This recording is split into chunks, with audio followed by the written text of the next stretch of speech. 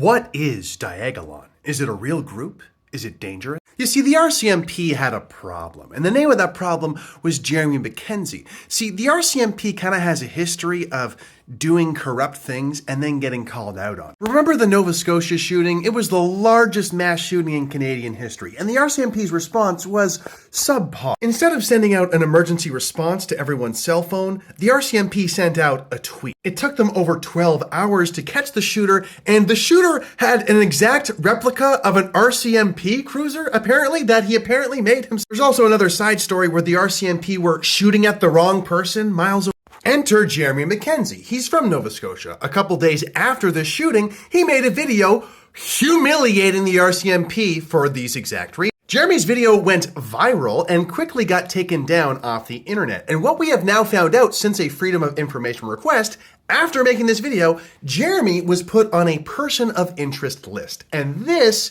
is when things started to get very weird for Jeremy McKenzie. Jeremy here has a very respectable record in the Canadian Armed Forces, leaving as a master corporal and also being a combat veteran in Afghanistan. And since leaving the military, he's been getting very good at this thing called podcasting. And as Jeremy's audience grew, well, it was during lockdowns when a lot of people were quite angry or upset or very critical of the Canadian government, having to put this on your face, having to put this in your arm. And of course, this all culminated with the Trucker Freedom Convoy in Ottawa. And the people in Ottawa said, you know what?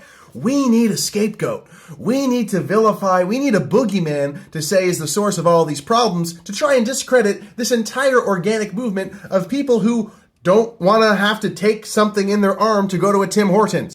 So what did the Canadian government do? They blamed it on Jeremy McKenzie's community called Diagolon. You see, Diagolon is a joke that Jeremy made up on a live stream one time during lockdowns where he said, I think all of the conservative provinces like Alberta and Saskatchewan should create its own country with the Republican states and make a diagonal country from Alaska to Florida, and we'll call it Diagolon. This became a running joke on his podcast, but the Canadian government said, based on a bunch of lies told by antihate.ca, that, you know what, this is actually a far-right extremist militia with very, very bad intentions. Thanks to independent journalists and citizens submitting Freedom of Information requests, this has all been confirmed lies circulated by the Anti-Hate Network and then parroted by the RCMP, police, and government officials, including our public safety minister, Marco Mendicino. All of these lies that were just not questioned, not researched, were used to justify the state of emergency during the trucker convoy. So yes, the Canadian government used a meme country to justify a state of emergency during the trucker convoy. But that's not all. We're just getting started. See, Jeremy McKenzie, while all of this was happening, knows very well that it was lies, and did a very good job at, once again, humiliating the Canadian government, saying, you're blaming the emergency on a meme country. Oh, and by the way, here are some leaked text messages from the RCMP glorifying the violence against protesters. Time for the protesters to hear our jackboots on the ground. Just watch the horse video, the video of RCMP horses trampling protesters. That was awesome. We should practice that maneuver. It was such a spicy scoop that even Ezra Levant at Rebel News couldn't help but slap his watermark on it and say it was his own story, when in reality, it was Jeremy McKenzie who leaked these text messages, humiliating the RCMP once again. And at this point for the Canadian government, it is full-out war. An information war, that is. They're not going to get humiliated and exposed again by Jeremy McKenzie. The Canadian public doesn't know that these things said about Diagolon are all complete fabrications and lies. They don't know that Jeremy McKenzie is just this podcaster jokester. No, so they're going to do everything they can to destroy this man and his reputation. Following weeks and months after the trucker convoy, Jeremy McKenzie gets criminal charge after criminal charge, ending in a nationwide warrant for his arrest and him being thrown in jail. We're going to go over the play-by-play how all of this happened because not many people have heard this story properly, and it kind of shows Canada that we don't really live in a free country, and if the government doesn't like what you're saying, they'll try to do everything in their power to throw you in jail. As a criminal, not even because you said something wrong, but they'll try to spin it to get you in trouble. First charge came from a video from 2021 where Jeremy was drunk and making a joke while having a gun in his hand. And this was enough, I guess, to charge him with reckless use of a firearm. That charge and all of these charges were stayed, by the way, or dropped by the court. You know, if they really wanted to prove this guy was some mastermind, some of these charges you think would...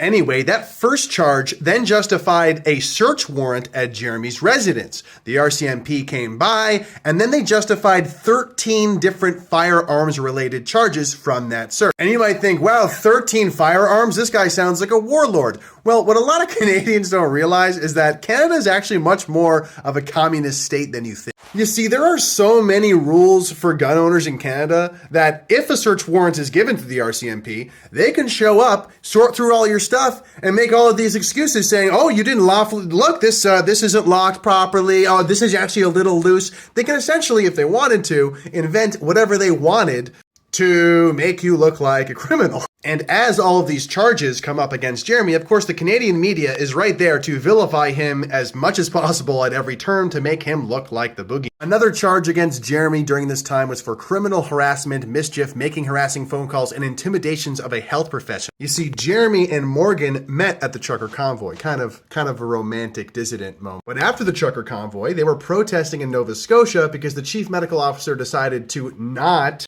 get rid of the mask mandate for children at school. They were protesting. They're both more high-profile activists, and only those two, were thrown in jail later that night and put in solitary confinement for multiple days and given these criminal charges. And as you can see, this month, those charges were now finally thrown out as well. Side note, also around this time, Morgan got thrown in jail for gas theft. And as far as I understand, there was no actual evidence of her stealing gas. The cops just showed up and said, no, you stole gas. We're going to throw you in jail. So just another kind of crazy thing that's happening here in Canada that not enough people are talking about. Jeremy also got charged for uttering threats. And the person who accused him of this is actually a similar witness to the next charge. Both of these got stayed, by the way. The next charge was for common assault. And as you know, Jeremy McKenzie is a high-test, high-testosterone male. And he actually had a fling with a woman out in Saskatchewan while he was living there for some of the time during lockdown. While all of these criminal charges are stacking up against Jeremy after the trucker convoy, all of a sudden this woman, this jilted ex-lover, says, he assaulted me, actually, like almost a year ago or over a year ago. I want to say that he assaulted me today. I'm gonna file that charge today now when he seems to be conveniently being vilified in the media. Oh, and the guy that was accusing Jeremy of uttering threats, he was one of the witnesses of this so-called assault that happened that we're deciding to file almost a year later. This common assault charge was also thrown out, by the way. But here's the crazy part. At the time when this charge happened, there was a warrant out for Jeremy's arrest in Saskatchewan. Then, for the first time in Canadian history, I believe, there was a nationwide warrant to arrest Jeremy for common assault. So the police in Nova Scotia picked up Jeremy, wrapped him up Hannibal Lecter style, threw him on a plane, took him all the way out to Saskatchewan to put him in a detention center there. And wouldn't you know it, while in jail, the TV is playing the CBC. And at that time, the CBC is saying, Jeremy McKenzie, he's the worst white supremacist ever. So there were actually native inmates in Saskatchewan trying to Jeremy while he was in there. Thanks to misinformation from the Canadian media, politicians, which leads all the way back to antihate.ca. Thankfully, Jeremy is an entertaining and charismatic guy. And he was able to rally his community to raise enough funds to get a really good lawyer and beat all of these charges, so he now has no criminal record. Since being out of jail, by the way, he's been debanked by Scotiabank, can no longer bank with any major banks in Canada. And for some reason, Rebel News hasn't covered this crazy story.